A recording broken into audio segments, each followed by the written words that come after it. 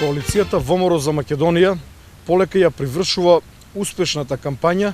Денес сме овде да дадеме подршка на еден од најуспешните министери воопшто во било која македонска влада од осамостувањето на Македонија до денес, на господинот Балковски, кој што е носител на коалицијата во втората изборна единица.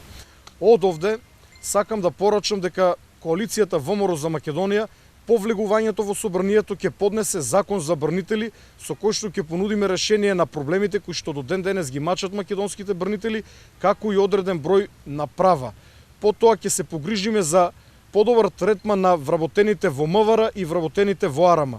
Бидејќи во нашата коалиција имаме луѓе кои што работеле или на друг начин биле поврзани со МВР, како што е поранешниот министер Љубе Бошковски, или јас и многу други наши членови. Сметаме дека луѓе кои што носеле униформа знаат најдобро како да се погрижат за оние кои што денес носат униформа.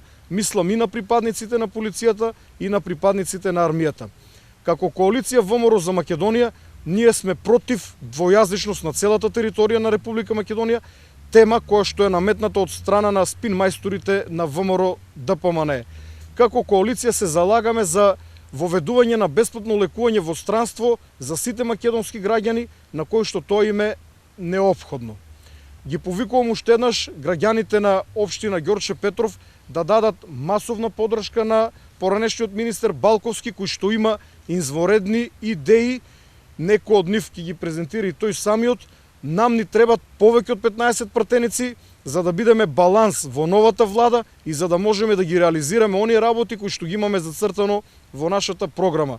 Граѓаните нека не подлегнуват на кампањата на двете најголеми партии, дека гласот даден за мали партии е фрлен глас, бидејќи моменталните анкети, оние кои што не се објавени, зборуваат дека коалицијата ВМРО за Македонија е сериозен трет политички субјект во Република Македонија. Благодарам. Коалиција ВМРО за Македонија. Заокружете број 9. Заедно за силна Македонија.